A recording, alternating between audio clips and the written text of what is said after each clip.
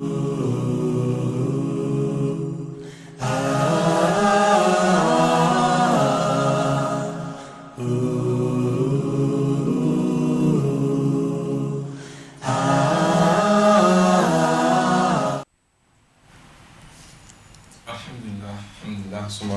wassalam ala rasulillah. Rabbi shrah li sadri wa yassir li amri wahlul uqdatan min lisani yafqahu qawli wa ba'd. Assalamu alaikum wa rahmatullahi wa barakatuh. Chers téléspectateurs, amis jeunes, auditeurs, auditrices de la radio et télévision Bonferré, ravi de vous retrouver en cet après-midi de ce vendredi 4 janvier 2019 dans le cadre bien évidemment de ce numéro de votre émission préférée Jeunesse Active. Dans la même dynamique, le même activisme, aujourd'hui, nous aborderons une thématique dans la logique de ce que nous avons antérieurement commencé, à savoir jeunesse et l'amour de la patrie. Pour le Niger, nos jeunes, notre patrie. En d'autres termes, la jeunesse, la République, le patriotisme. Dans cette visée, il s'agit pour nous de susciter en la jeunesse nigérienne les vertus, les fondamentaux de l'amour de la patrie, notre devoir, notre droit, envers la République, envers notre cher pays et beau pays, le Niger. Ne demande pas qu'est-ce que ton pays doit faire pour toi, mais plutôt qu'est-ce que tu dois faire pour ton pays. Nous a laissé entendre un président américain du nom de John Kelly. Eh bien, cette citation, nous aimons la citer dans nos débats, dans nos entretiens. Il sera question pour nous, autour de cette thématique-là, de revenir sur les fondamentaux, comme je l'ai annoncé. Amis jeunes, pour en parler, donc, je reçois cet après-midi sur ce plateau deux invités.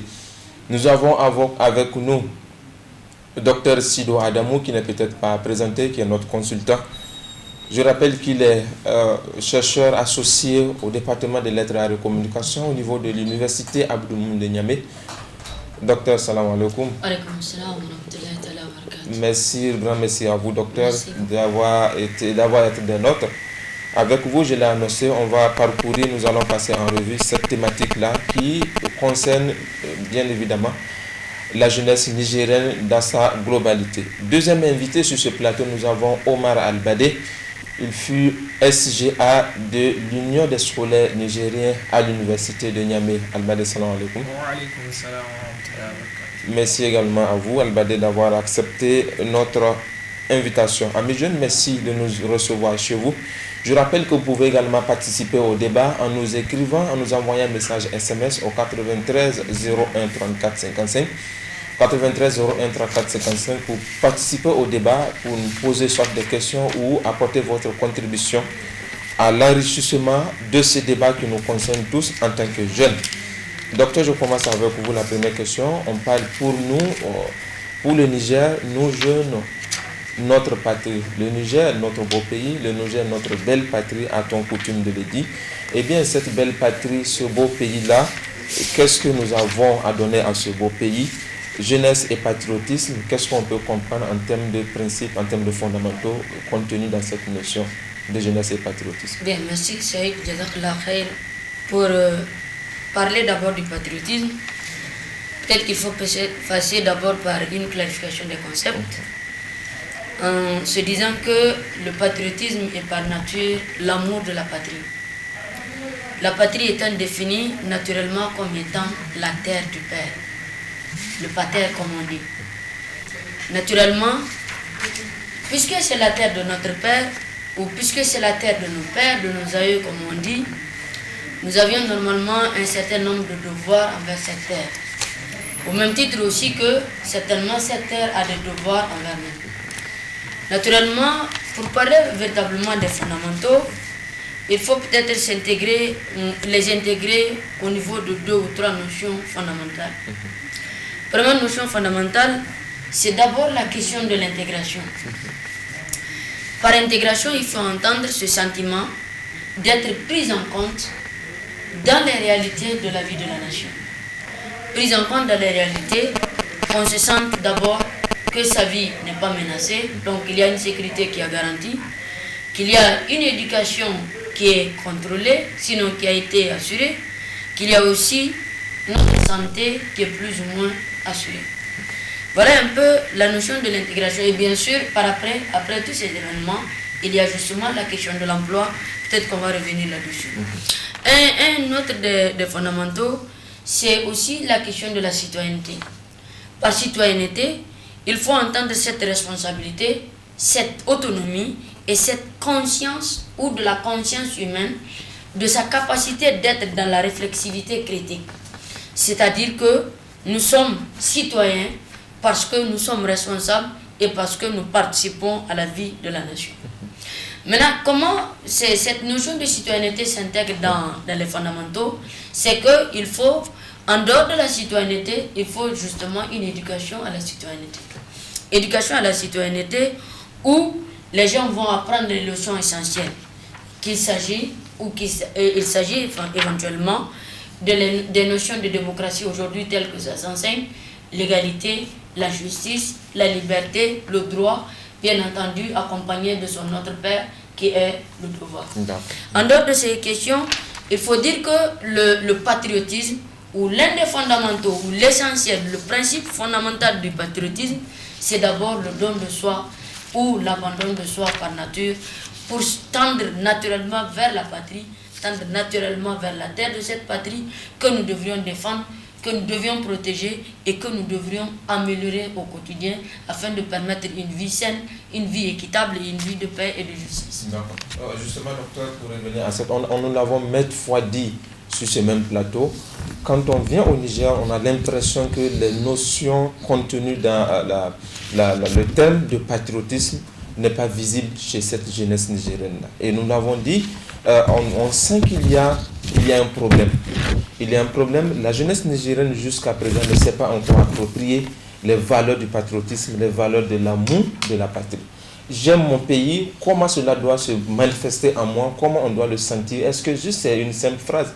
Le Niger, mon beau pays, le Niger, ma belle patrie, j'aime le Niger. Comment est-ce qu'on doit le sentir en moi? Bien, il ne faudrait pas que cet amour-là soit juste un vœu pieux ou un slogan creux. J'aime mon pays, cela veut dire que j'ai 2 ou 3 devoirs. Premier devoir, c'est mon intégration d'abord à l'intérieur de la société en me sentant concerné par tout ce qui arrive à cette terre. Aujourd'hui, tout ce qui arrive à quelqu'un qui est à Tintaborak nous touche au fond de notre cœur normalement si nous partageons cet amour de la nation. Ce qui peut concerner l'éducation, la formation de ce qui peut concerner un citoyen au-delà des dunes de Tafadek devrait normalement être les mêmes choses que ce qui devrait concerner un citoyen de Makalondi ou un citoyen de Terra ou un citoyen, je ne sais pas, de Maradi, de Douchi, etc. Notre notion de patriotisme, elle est malade dans pratiquement 2 situations, comme vous l'avez dit. Malade en ce sens où, par nature, on ne s'intègre pas dans la vie de la nation. Pour s'intégrer d'abord, il faut d'abord être utile à cette nation. Par notre formation, par notre savoir-faire et naturellement par notre savoir-être. En s'intégrant dans la société, nous apprenons aussi les fondamentaux qui participent à la construction de nos cultures, qui participent à la construction de nos valeurs, qui participent à la préservation de nos mœurs. Lorsque nous nous écartons de ces fondamentaux, nous ne sommes plus dans la logique de quelqu'un qui aime notre patrie.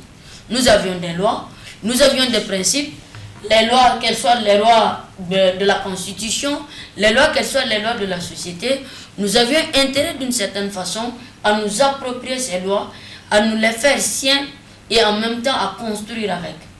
Que cela nous plaise ou pas, puisque le devoir du vivre ensemble nous amène justement à nous intégrer et à adhérer fidèlement par rapport à ce que la notion ou la notion de nation nous exige. D'accord.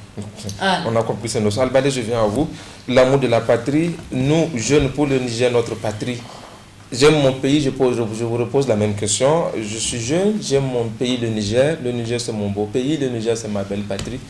Comment est-ce qu'on doit le sentir en moi, Albadé? Comment est-ce que cela doit se manifester chez la jeunesse?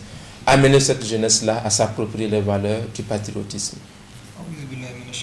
الرجيم بسم الله الرحمن الرحيم والصلاة والسلام على نبينا محمد صلى الله عليه وسلم. Assalamu alaikum wa rahmatullahi wa barakatuh. Donc permettez-moi de remercier tout d'abord Allah le Tout-Puissant qui par sa grâce immense nous a accordé cette chance, cette opportunité de venir sur ce plateau débattre d'une question très fondamentale qui engage la vie de la nation et l'ensemble en tout cas des populations. Donc par rapport à la jeunesse et au patriotisme, d'abord moi ce que j'aimerais dire de prime abord, c'est qu'il faut qu'il y ait d'abord une prise de conscience. Parce qu'il faut qu'on explique aux jeunes. Le Niger est une population en majorité jeune. Ouais. On est la plus jeune population au monde. À 70%, le Niger, en tout cas, a un taux élevé de jeunes. Donc, le président l'a dit dans son dernier discours. Donc maintenant, concrètement, qu'est-ce que ces jeunes-là doivent comprendre du patriotisme? C'est pour cela d'abord, il faut faire le débat autour de la prise de conscience. Il faut que le jeune d'abord comprenne sa place, l'importance qu'il a à jouer dans la vie de la nation. Parce qu'aujourd'hui, si on constate, on sent que les jeunes sont négligés. Les jeunes ne sont pas impliqués. Les jeunes sont laissés à eux-mêmes. Au lieu qu'ils soient impliqués, qu'on leur montre qu'ils comptent et que c'est eux seuls qui peuvent développer le pays. Mais malheureusement, la jeunesse a abandonné. On peut voir cela à travers l'éducation qui est abandonnée, à travers la santé qui est abandonnée, à travers beaucoup de choses. Donc il faut faire d'abord un travail en amont pour faire comprendre à la jeunesse quel est le véritable pilier, le socle de la nation. Et à partir de là, elle peut savoir convenablement ce qu'elle doit faire, ce qui justifie ou ce qui va expliquer son amour pour la nation. Donc concrètement maintenant, pour aimer la nation, d'abord, il faut connaître la nation. On ne peut pas aimer une chose qu'on ne connaît pas.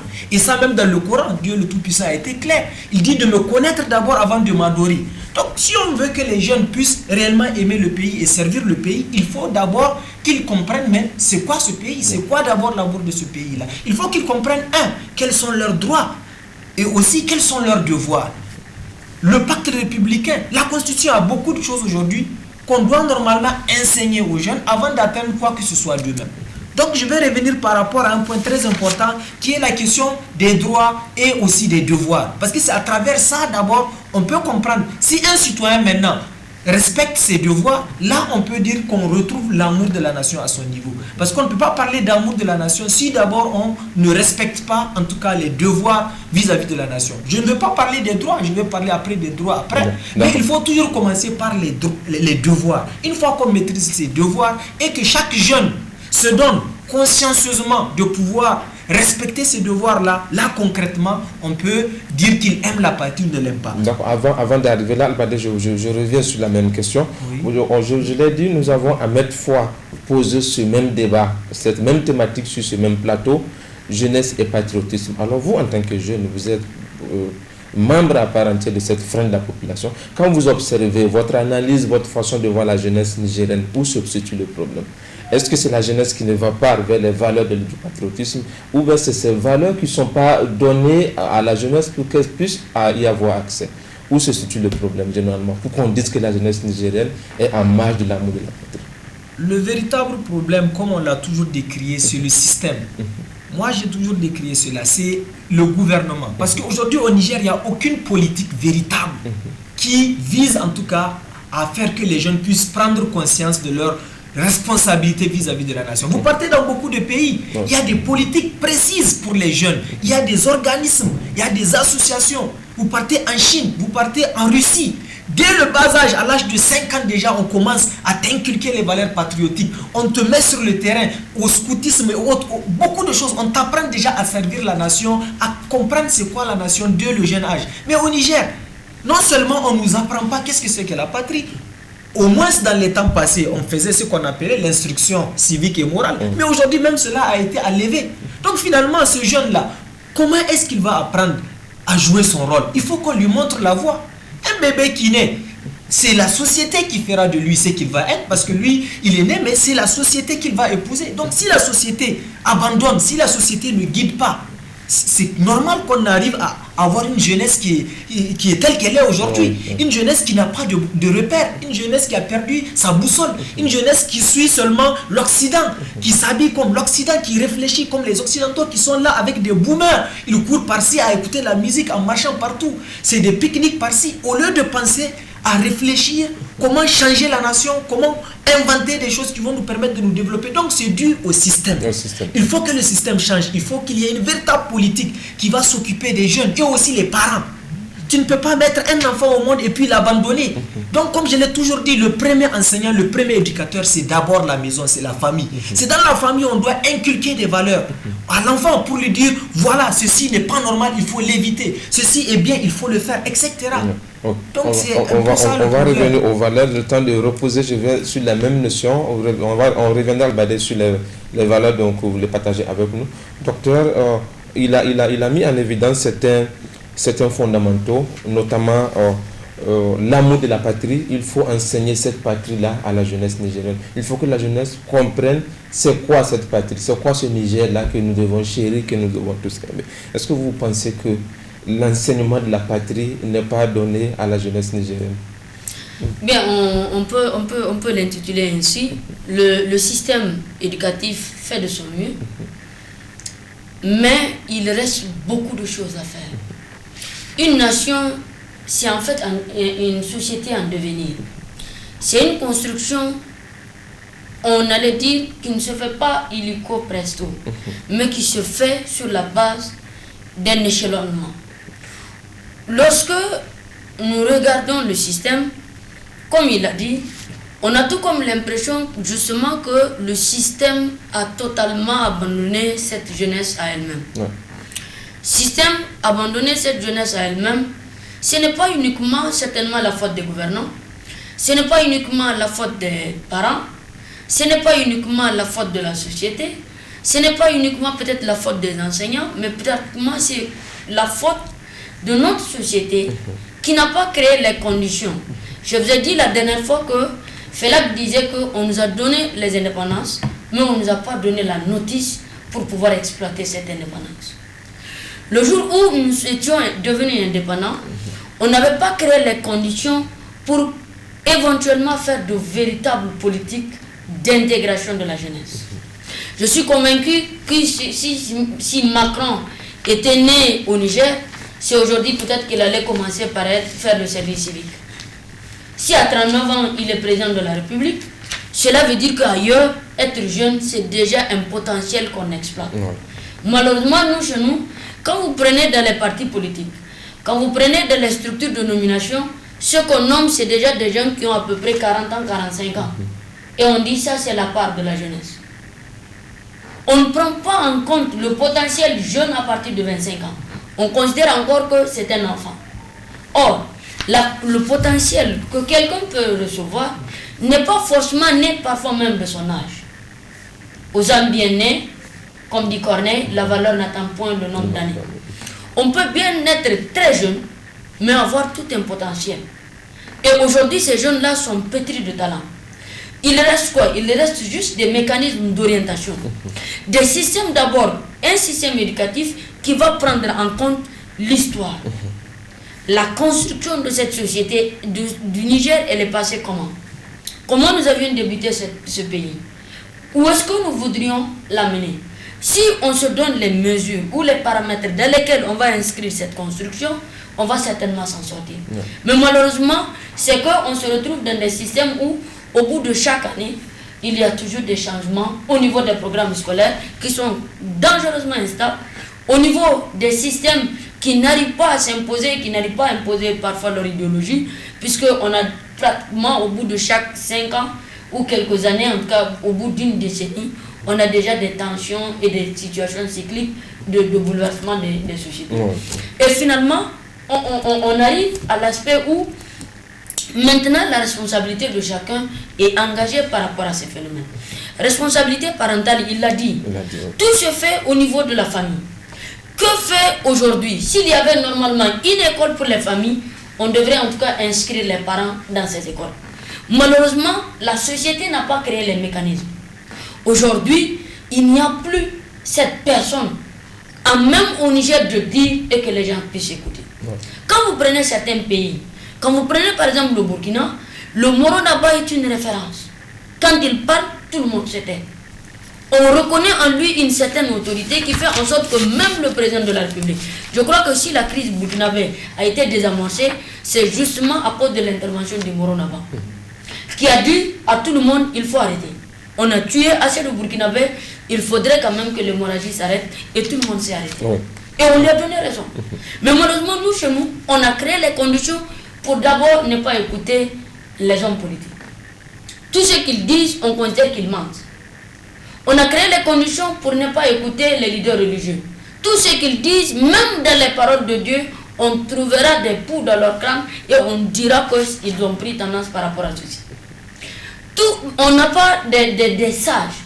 Aujourd'hui, on ne dira pas que quand même le Niger ne renferme pas des hommes sages, honnêtes, intègres, qui peuvent quand même dire aux gens arrêtez telle chose pour qu'ils puissent arrêter. Finalement, une société en crise. On est dans une société en crise. Et cette crise identitaire touche énormément dans sa frange la plus jeune et la jeunesse de 12 ans jusqu'à 25 ans. D'accord. Docteur, on a compris le message. Pour le Niger, nous jeunes, notre patrie, jeunesse et l'amour de la patrie, amis jeunes, vous qui nous prenez en marche, sachez que c'est l'intitulé du débat de ce numéro de votre émission. Je vous rappelle que vous pouvez également participer à ce débat en nous envoyant un message SMS au 93 01 34 55, 93 01 34 55 pour poser soit des questions ou apporter votre contribution au débat. Albade, je reviens à vous. Je pense que vous voulez nous évoquer certains fondamentaux de l'amour de la patrie. Voilà. Donc, merci. Et comme je l'ai si bien souligné, le plus grand travail qu'il faut faire, si on veut réellement que la jeunesse puisse comprendre c'est quoi l'amour de la patrie et faire un travail dans ce sens, il faut d'abord un travail d'éducation, d'instruction. Et pour ça, il faut d'abord comprendre c'est quoi la patrie. Qu'est-ce que c'est concrètement? Qu'est-ce qui fait la patrie? Qu'est-ce qui fait la République concrètement? Ensuite, comprendre véritablement quels sont nos devoirs et comprendre quels sont nos droits. Tout citoyen, tout jeune, armé de ces trois, en tout cas, armes-là, il peut véritablement aimer la nation et défendre la nation n'importe où. D'abord, c'est quoi la patrie? Comment? C'est quoi? Qu'est-ce qui fait la République? Un savant a si bien écrit ceci. Il dit, la République, c'est la compréhension mutuelle, le respect de l'autre et la solidarité pour tous. Ensuite, il dit, c'est la liberté de chacun garantie par la liberté de tous. C'est l'égalité des droits pour tous garantie par les devoirs de chacun.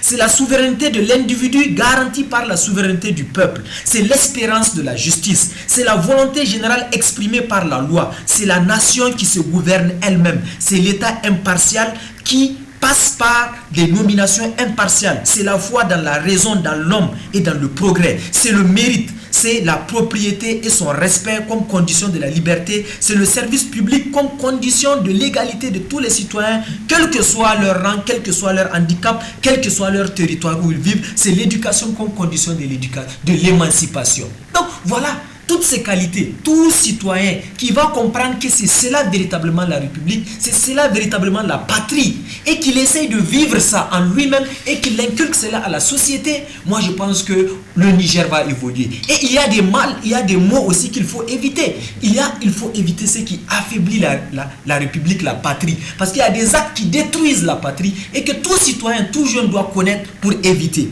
D'abord, on dit quand on cherche à abaisser l'autorité de l'État. Ça contribue à affaiblir l'État, à affaiblir la patrie, la nation. Autre chose, quand on dénigre la nation, aujourd'hui dans les réseaux sociaux, partout, tout le monde insulte la nation. Pendant que certains pays, rares vous allez trouver ceux qui critiquent leur nation. Même les nations comme la France et autres, vous allez voir dans leurs médias, ils ne publient jamais ce qui nuit à la France.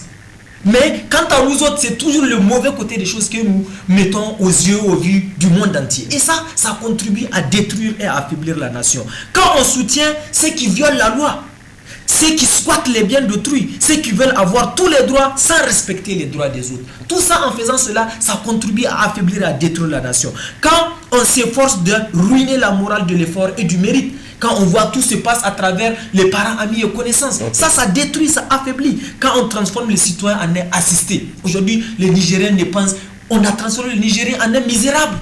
On est là, même le peuple pour survivre, parce qu'on ne vit même pas. On est en train de survivre. Donc tout ça, ça contribue à détruire la nation. Quand on confond l'égalité avec l'égalitarisme, la solidarité avec l'assistanat, quand on la livre aux corporatisme, au clientélisme, à l'abandon et au communautarisme. Donc tout ça, c'est des choses qui détruisent la nation. Et chaque citoyen, chaque jeune doit chercher à connaître cela pour, non seulement, on a vu ceux qui contribuent à construire la République, connaître ces choses-là, et ceux qui contribuent à affaiblir, à détruire, connaître cela pour éviter cela. Et comme ça, il peut contribuer à construire la nation. D'accord. Albadé, j'ai envie de vous demander, peut-être que ce sera l'avant-dernière question, avant de revenir à notre docteur. Vous avez été un ancien leader d'une structure d'étudiants. Alors, les valeurs que vous avez mis en avant, notamment le défi à l'autorité de l'État, le non-respect de certaines décisions gouvernementales, etc. Alors, on a l'impression, quand on parle de patriotisme, on parle de jeunesse et bien évidemment, il y a la jeunesse estudiantine qui est aussi mise en avant. Alors, ici, on a l'impression que ceux qui défient généralement l'autorité de l'État, c'est les étudiants. Vous, en tant que leader de jeunesse, ancien représentant des étudiants, qu'est-ce que vous dites? Est-ce que les étudiants sont patriotiques? C'est la question. Les étudiants sont les plus patriotiques, si même je peux le dire au Niger. Parce que les étudiants, c'est eux qui sont à l'avant-garde, si on peut dire, c'est eux-mêmes qui ont fait le combat pour que la démocratie puisse venir au Niger. Avant, on était dans une dictature. Mais c'est eux qui se sont sacrifiés. Certains sont morts parmi nos camarades pour pouvoir ramener la démocratie que nous sommes là, cette liberté d'expression, cette liberté de penser. Tout ça, c'est dû au fait de l'étudiant. Donc, on doit savoir que l'étudiant, si même on doit classer ou donner un mérite, on doit donner la première place aux étudiants. Mais est-ce que ça, c'est eux qui sont battus? J'arrive, laisse-moi. Le passé, les étudiants du passé, ils l'ont fait, et ceux de maintenant, est-ce qu'ils sont en train de continuer sur cette même voie? Même ceux de maintenant, ils sont en train de le faire. Aujourd'hui, vous partez, rien qu'à l'université, quand il y a une assemblée générale, on commence toujours par l'hymne national. On contribue à des conférences quotidiennement pour former les militants, etc. Mais malheureusement, on assiste à quoi? On assiste à un État fantoche qui a démissionné, qui refuse de donner ses droits aux citoyens, aux pauvres étudiants. Le minimum que nous demandons pour étudier, même cela nous est refusé. Mais qu'est-ce que vous voulez que l'on fasse? Que l'on reste complice de cela? Mais même la République nous impose de résister.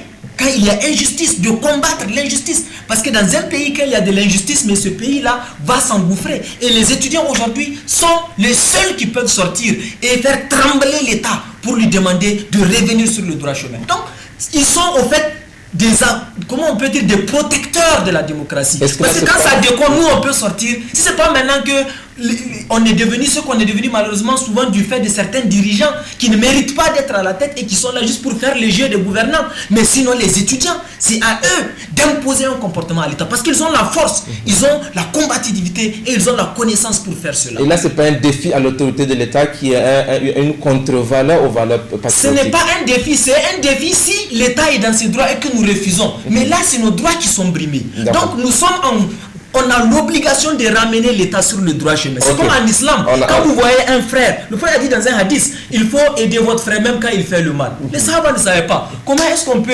l'aider même quand il fait le mal? Le prophète les a dit, il faut l'empêcher de faire ce mal-là. Donc nous, on empêche à l'État de faire un mal. Donc pour ça, l'État doit comprendre que nous ne sommes pas ses ennemis, mais nous sommes soucieux. On a compris le message. Les étudiants sont finalement patriotiques. On a compris le message. Plus que le mot, si on peut le dire. Donc, le temps de vous lire ce message qui vient de nous parvenir. Je rappelle aux téléspectateurs, si vous nous écrivez, il faut signer votre message, signer là où vous êtes et votre nom et prénom. Néanmoins, il y a un message qui vient de nous parvenir. L'auteur, malheureusement, n'a pas signé. Bonsoir, oui, c'est juste pour apporter des ajouts. Selon moi, oui, comme on le voit, la jeunesse du Niger se trouve dans une impasse car tout ça à cause du manque d'éducation parentale et scolaire. Et ce qui a pour conséquence beaucoup de mal de problèmes comme la drogue, le vandalisme et le crime organisé également. Bien, il y a un second message qui vient de nous parvenir, signé Sankaris.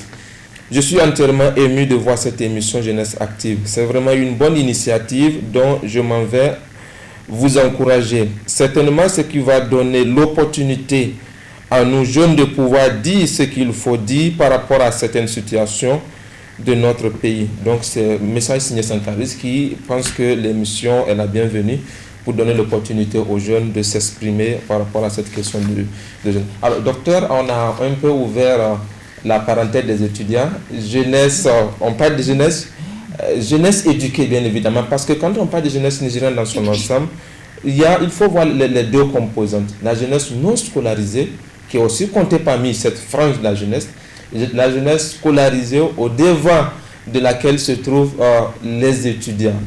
Je ne vous demanderai pas, docteur, est-ce que les étudiants sont patriotiques? Qu'est-ce que vous pensez du patriotisme des étudiants? Mais c'est fort, hein? Je crois que le patriotisme, chacun le fait à sa façon. Bien entendu que ces étudiants-là sont aussi des citoyens à part entière, qui ont des droits, qui ont naturellement aussi des devoirs.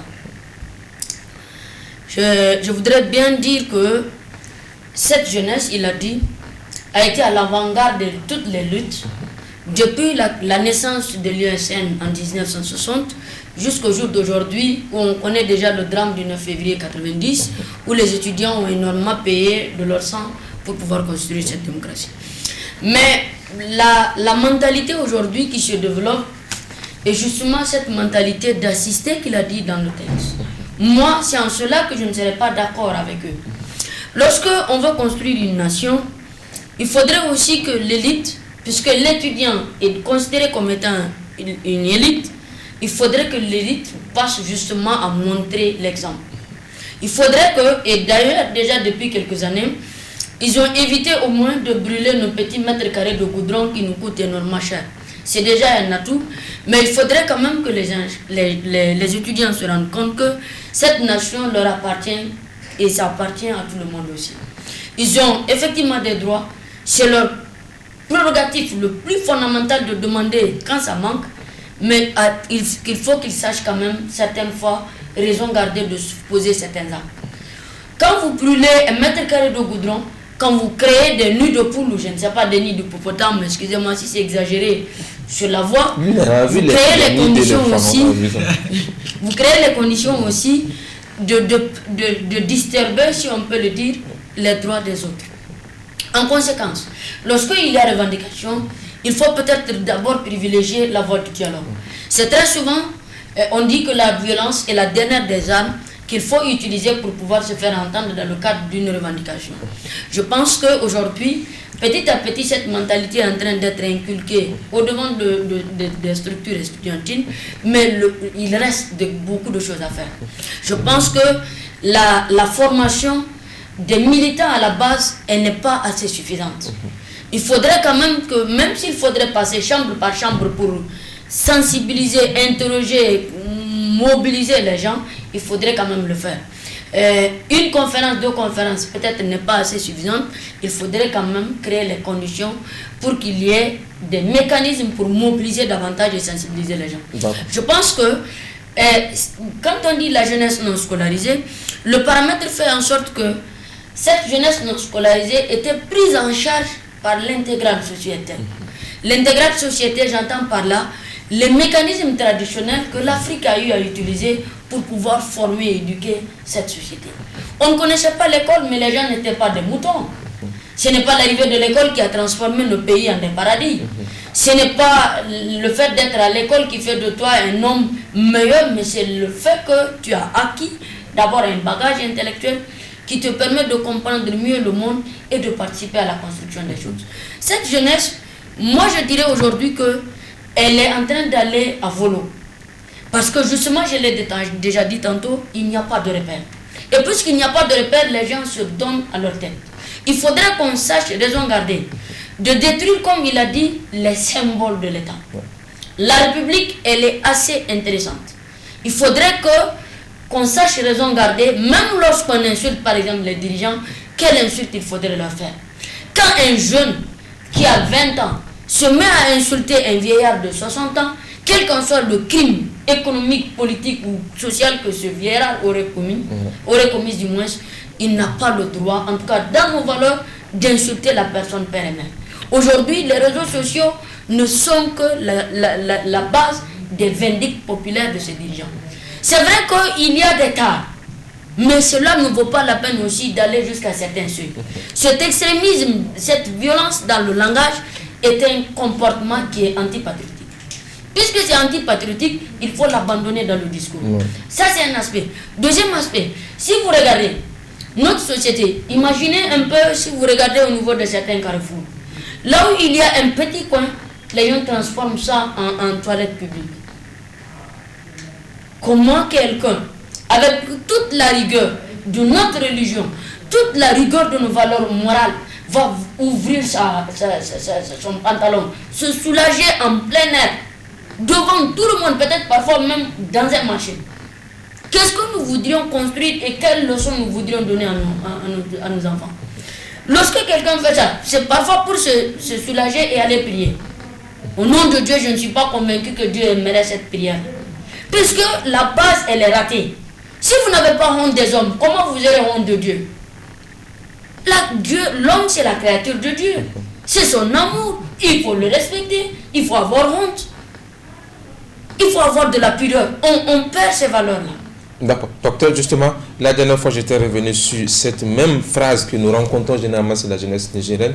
Dans des débats, dans certaines discussions, vous entendez les jeunes qui sont peut-être excellés lâcher cette phrase-là. On va le Niger, chacun prend sa part et on se sépare. Qu'est-ce que vous pensez de cette phrase? Je crois que les gens devraient se départir de ces sentiments de désespoir. Notre pays n'est pas arrivé à ce seuil. On ne va pas vendre ce pays, mais on devrait normalement le construire. Et nous avions les capacités pour le construire. Si le système t'abandonne, crée les conditions d'être dans le système. Je ne dis pas de faire de la magouille. Non, je ne parle pas de ça. D'abord, pour pouvoir revendiquer, quoi que ce soit, il faut d'abord créer les conditions pour être dans la logique de revendiquer. Au niveau de l'éducation aujourd'hui, tout le monde sait que le système est par terre. Qu'est-ce que nous jeunes, au niveau des écoles, nous sommes en train de faire pour qu'il n'y ait plus ces systèmes de volo? On est dans des classes. Quelle est la motivation que ces élèves se donnent? Parce qu'on leur a dit non, il faut voir un tel, il a une maîtrise, il a un master, il a un doctorat, il ne fait rien. On se dit non, même quand on étudie, on n'aura rien. Mais les gens sont prêts quand même demain, le jour des examens, d'amasser la somme d'argent qu'il faut pour aller corrompre les correcteurs et avoir le diplôme. Alors à quoi sert ce diplôme lorsque vous ne l'avez pas mérité? Je crois que cette jeunesse devrait se dire, en toute honnêteté, que d'abord la construction de cette nation lui incombe. D'accord, on a compris le message. Docteur Albadé, le temps qui nous est imparti malheureusement tire à sa fin. On doit aimer le Niger comment? Comment un jeune doit aimer le Niger? Comment cela doit se manifester en lui? Cette question, je l'avais posée, je reviens là-dessus. Vous êtes jeune, vos jeunes qui vous écoutent aujourd'hui, ils veulent aimer le Niger, mais comment? C'est ça aussi la question qui se pose, Albadé. Donc, pour véritablement aimer le pays et concrètement, comment réaliser cela? Comme je l'ai si bien dit, d'abord, c'est chaque jeune doit accomplir son devoir vis-à-vis de la nation. Chaque jeune. Si chacun est conscient de son devoir et qu'il accomplit son devoir, cette nation-là va se développer. Parmi ces devoirs-là, je peux citer un ou deux ou trois. D'abord, on dit qu'il faut glorifier le devoir de la mémoire. C'est-à-dire que le Nigérien doit être fier de ce qu'il est. Il doit connaître son histoire, s'approprier de son histoire. Il a une très grande histoire et défendre cela. Ça, c'est d'abord la première des choses qu'un Nigérien doit faire. Cultiver le patriotisme. Honorer les aînés, comme il vient de souligner cela. Un jeune doit honorer les aînés. C'est pour cela qu'on doit surveiller ce que nous disons. On peut revendiquer nos droits, mais pas dans l'insolence, mais pas dans les insultes. Il faut faire cela dans le respect. Ça, c'est très important. Accepter le droit à la différence. Il faut qu'en tant que jeune, on puisse respecter la différence. Si l'autre est Hausa, il est jeune, on doit tous s'accepter. Si l'autre, il est de Lumana ou il est de je ne sais quoi, ou des Tarea et autres, on doit se respecter, on doit accepter la différence si on veut réellement construire la nation. Procréer, bon, ça, nous, on est encore des jeunes. Respecter la liberté d'autrui.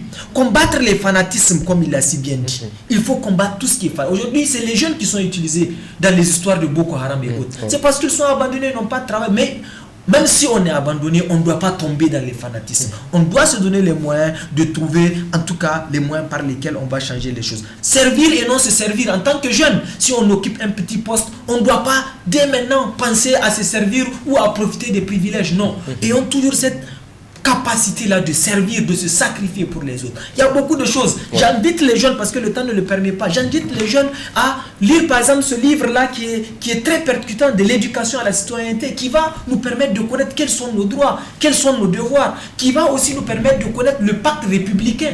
le pacte, le contrat qui nous lie en tant que Nigériens.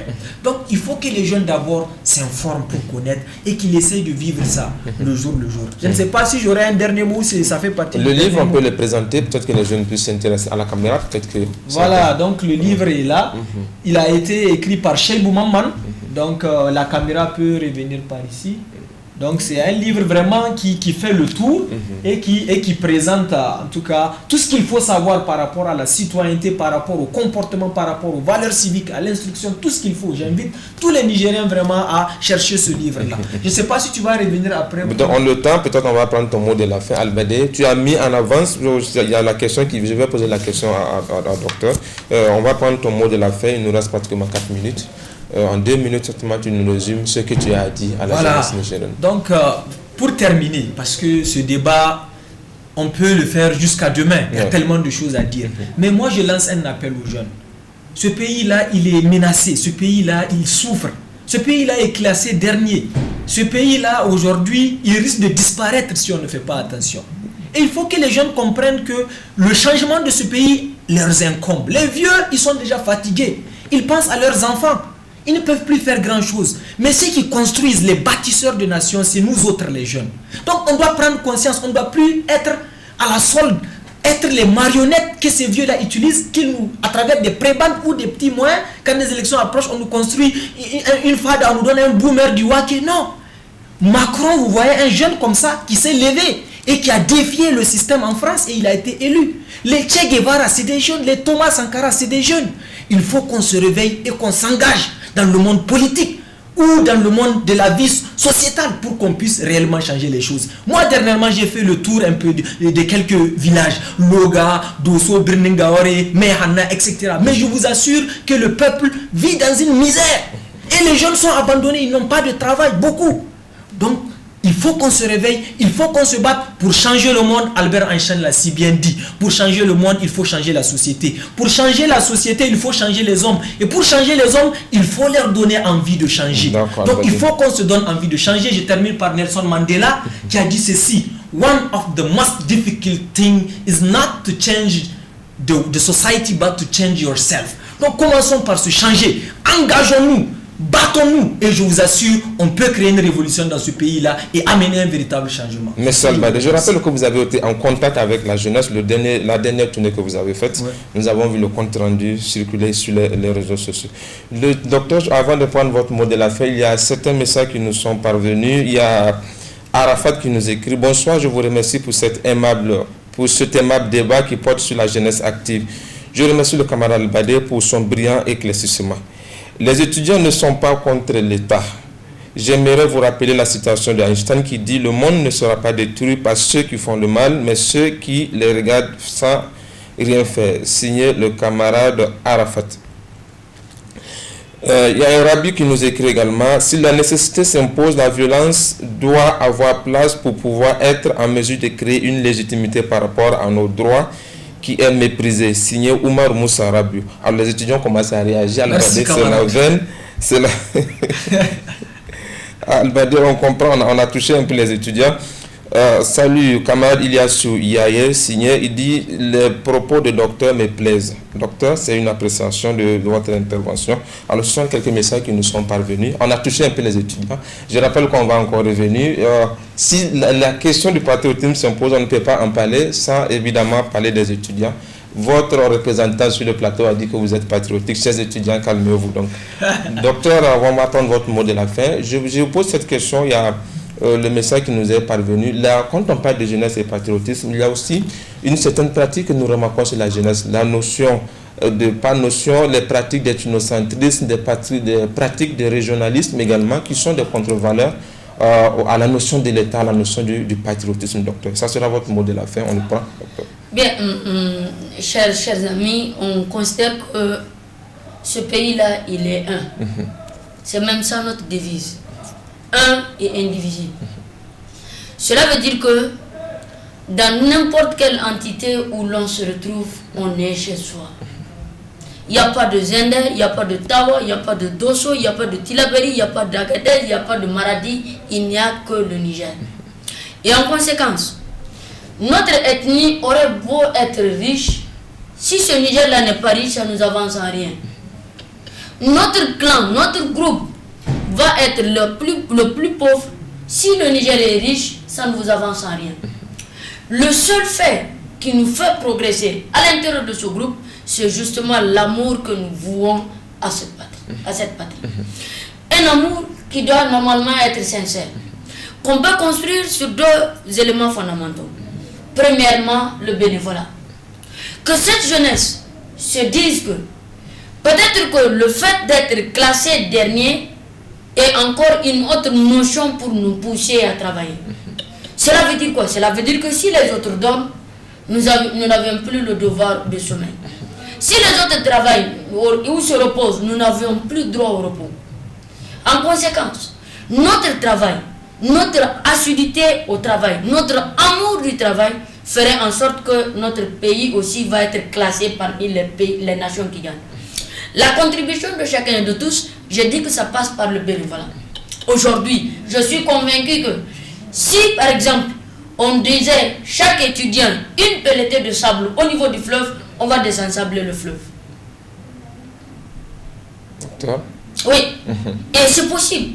Puisque une pelletée, ce n'est rien. Tu prends seulement, tu mets, tu passes. D'accord, docteur. On est à 30 000. On va aller rapidement. Je crois que c'est possible. Maintenant, par amour, les gens devraient se dire que il faut qu'il y ait un certain apaisement.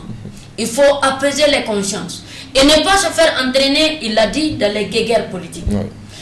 Quand les hommes politiques se lancent certains mots, il ne faudrait pas les prendre parfois au premier degré. Le discours politique, c'est encore un autre terrain. Lorsque vous n'y êtes pas, ne vous aventurez pas, il y a beaucoup d'éléments qui sont glissants. Et en conséquence, on doit savoir raison garder, se maintenir. Et je vais finir par cette citation de Voltaire. Il dit, le travail nous épargne de trois mots: la nuit, le besoin et le vice. Nous ne serons pas ennuyés lorsque nous aurons à travailler. On ne se serait pas occupé de la vie des autres. Nous ne serons pas dans le besoin parce que nous aurons de quoi subvenir à nos besoins. Et on ne serait pas dans le vice où on va penser qu'il faut faire du mal, il faut sauter par le mur de quelqu'un pour pouvoir vivre. D'accord, on a compris. Merci. Merci docteur. Amis jeunes, merci de nous avoir suivis. Ici prend fin ce numéro de votre émission Jeunesse Active. Jeunesse pour nous jeunes, le Niger, notre patrie, c'était l'intitulé du débat. Merci à tous ceux qui ont réagi. Merci de nous avoir reçus chez vous. Merci à toute l'équipe de réalisation. Jeunesse, peut-être jeunesse et les FADA au Niger, peut-être on aura le temps de programmer ce débat également. Merci chers jeunes, nous l'avons compris, le message il est là, la jeunesse nigérienne doit aimer le Niger là, le connaître, l'aimer, travailler pour le développement et le progrès de ce pays que nous chérissons, ce pays il est un et indivisible. Travaillons en tant que jeunes pour le développement de notre cher et beau pays, le Niger.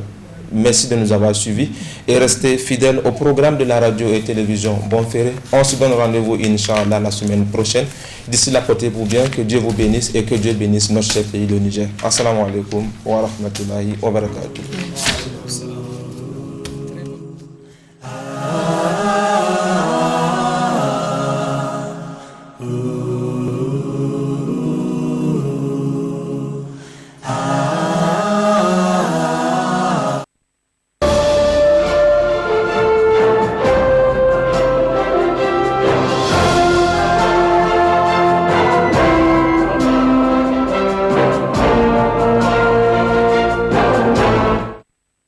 والأخوات، مع ختمة الأجزاء نستمع الآن إلى تلاوة الجزء 27 من القرآن الكريم مع القارئ علي عبد الله جابر رحمه الله. أعوذ بالله من الشيطان الرجيم. قال فما خطبكم أيها المرسلون